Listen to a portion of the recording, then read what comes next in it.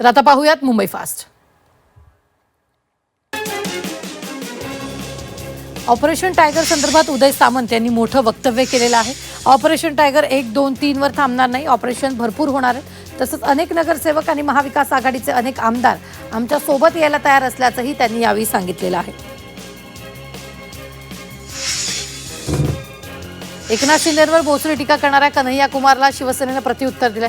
प्रसिद्धीसाठी कन्हैया कुमार टीका करतोय असा पलटवार खासदार नरेश म्हस्केंनी केला.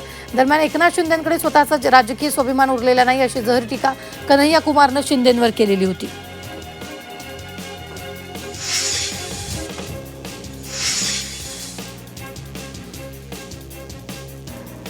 भास्कर जाधव राम मंदिर देणगी चोरी विरोधात आक्रमक झाले. आजच्या कलियुगात 21व्या शतकात भाजप सर्वाधिक लुटारू असल्याचा आरोप त्यांनी केला. तसंच यापुढे गावागावांमधील राम मंदिर आणि हनुमान मंदिरात बैठका घेणार असल्याचं त्यांनी सांगितलं. सुनेनं केलेल्या आरोपामागे राजकीय षडयंत्र असल्याचा दावा विनायक राऊतांनी केलाय. तर या षडयंत्रामागचा सूत्रधार कोण हे लवकरच समोर येईल असंही त्यांनी म्हटलंय. दरम्यान न्यायदेवतेवर विश्वास असल्याची भावना त्यांनी व्यक्त केली आहे. शारीरिक आणि मानसिक छळाचा सून गिरिजा राऊत यांनी आरोप केला आहे. आमिर खानकडे लव्ह जिहादचे ब्रँड अँबॅसेडर म्हणून पाहायचं का असा सवाल मंत्री नितेश राणेंनी केला. दरम्यान गोपीचंद पडळकरांनी नितेश राणेंच्या विधानाचं समर्थन केले. तिन्ही लग्न हिंदू महिलांसोबतच केले. हे लव्ह जिहादसाठीचं षडयंत्र आहे का असा सवाल पडळकरांनी केला. मुख्यमंत्री देवेंद्र फडणवीस यांच्या अध्यक्षतेखाली परिवहन विभागाची बैठक झाली. एसटी डेपोच्या पुनर्विकासातून उत्पन्न वाढवून महामंडळ आर्थिकदृष्ट्या सक्षम करण्यासाठी नियोजनबद्ध पद्धतीनं कारवाई करा असे निर्देश मुख्यमंत्र्यांनी दिले. तसंच सार्वजनिक खासगी भागीदारीच्या माध्यमातून पुनर्विकासाला गती देण्यासाठी आवश्यक धोरणात्मक प्रस्ताव मंत्रिमंडळासमोर सादर करावा असं फडणवीसांनी सांगितलं. मुंबईतील वर्षा निवासस्थानी इथं मुख्यमंत्री देवेंद्र फडणवीस यांच्या अध्यक्षतेखाली कामगार कायद्यांबाबत बैठकीचं आयोजन केलं. या कामगारांसंबंधी विविध कायद्यांमध्ये कामगार विभागाच्या माध्यमातून सुधारणा करण्यात येत आहेत. या सुधारणांमधून व्यापक कामगार हित जपण्याला प्राधान्य द्यावं असे निर्देश मुख्यमंत्री देवेंद्र फडणवीस यांनी दिले. मुंबई पालिकेच्या प्रमुख आणि उपनगरीय रुग्णालयांवरील गर्दीचा ताण कमी आणि रुग्णांना संसर्ग मुक्त वातावरणासाठी उपाययोजना कल्याण केल्यात.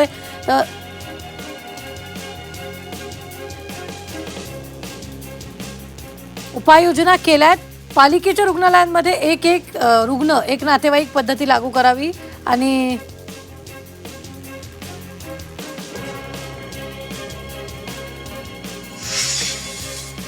पश्चिम उपनगरातील दहिसरमध्ये राहणारे उपमहापौर संजय घाडी यांनी मुंबईतील शहर भागातच सरकारी बंगला मिळावा यासाठी पालिका आयुक्त अश्विनी भिडे यांना पत्र लिहिले.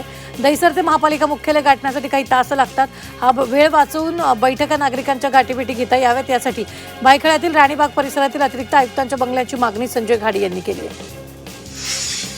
मुंबई महापालिका प्रशासनानं हाती घेतलेल्या सिमेंट काँक्रिटीकरणाच्या प्रकल्पात मोठ्या प्रमाणात आर्थिक गैरव्यवहार निविदा प्रक्रियेचं उल्लंघन निकृष्ट दर्जाची कामं झाल्याचा आरोप काँग्रेसनं केला. या प्रकरणाची एसआयटी चौकशी करून संबंधित अधिकाऱ्यांवर कठोर कारवाई करण्याची मागणी काँग्रेस एचएफ आझमी यांनी महापालिका आयुक्तांकडे केली आहे. उद्धव ठाकरे जंतर मंतरवर अभिजित दिपकेच्या आंदोलनाला पाठिंबा जाहीर केलेला आहे. वांगचूक दिपके देशाच्या जनतेसाठी लढतायत. आंदोलकांना बळ मिळेल असं आंदोलन करा. जिथे आहात तिथून आंदोलनाला पाठिंबा द्या असं आवाहन उद्धव ठाकरेंनी देशातील जनतेला केलं. उद्धव ठाकरेंनी फडणवीसांच्या महाराष्ट्राचा अपमान सहन करणार नाही विधानावर पलटवार केला. पेपरफुटीच्या मुद्द्यावर बोलताना ठाकरेंनी फडणवीसांना खोचक टोला लगावला. दरम्यान कनेक्टिंग लिंकवरून सोशल मीडियावर टीका करणाऱ्यांना उत्तर देताना त्यांनी मला बदनाम करा पण महाराष्ट्राचा अपमान करणाऱ्यांना सोडणार नाही असं म्हटलं होतं. याच विधानाचा धागा पकडत ठाकरेंनी फडणवीसांना टोला लगावला. टीईटी पेपरफुटीनंतर आक्रमक झालेल्या सम्यक विद्यार्थी संघटनेसोबत दादा भुसेंनी आज बैठक घेतली. यावेळी परीक्षा पारदर्शक होण्यासाठी समिती गठीत केली. राज्याचे मुख्य सचिव समितीचे अध्यक्ष आहेत अशी माहिती मंत्री दादा भुसे यांनी दिलेली आहे. पैठणीतील चिमुरडीवर झालेल्या अत्याचार प्रकरणी भास्कर जाधव यांनी संताप व्यक्त केला. चिमुकली देखील अत्याचारातून सुटत नाहीये. राज्यात कायदा सुव्यवस्था राहिलेली नाही असा घणाघात भास्कर जाधव यांनी केला. दरम्यान आरोपीला कठोरातील कठोर शिक्षा करण्यासाठी प्रयत्न केले जातील असं आश्वासन मंत्री आदिती तटकर यांनी दिलं.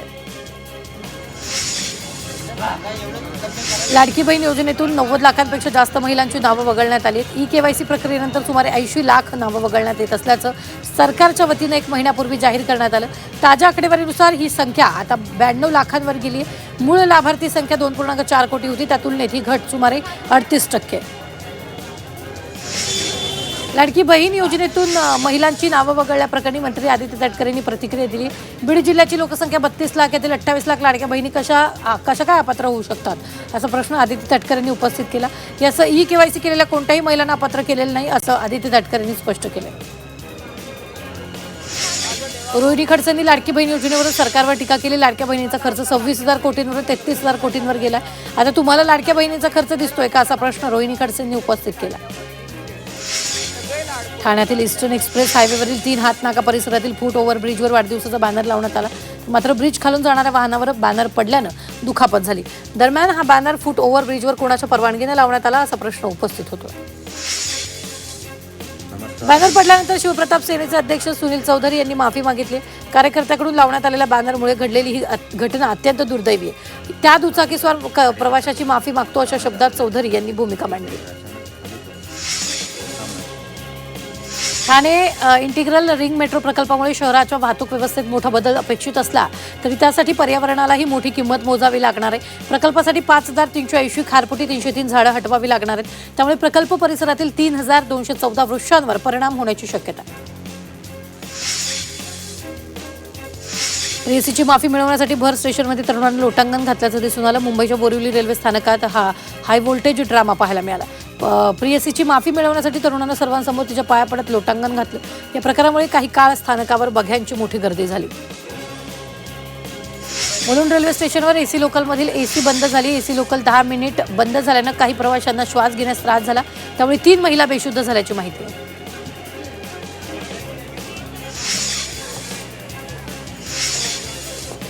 जागतिक प्रसिद्धी लाभलेल्या घारापुरी लेण्यांच्या पायथ्याशी असलेल्या दुकानदारांच्या रोजगारावर गदा येण्याची शक्यता निर्माण झाली. एलिफंटा जेट्टी आणि घारापुरी लेण्यांच्या पायथ्याशी असलेल्या 94 दुकानांच्या अनधिकृततेवर प्रशासनानं बोट ठेवत त्यांच्यावर तोडक कारवाईला सुरुवात केली.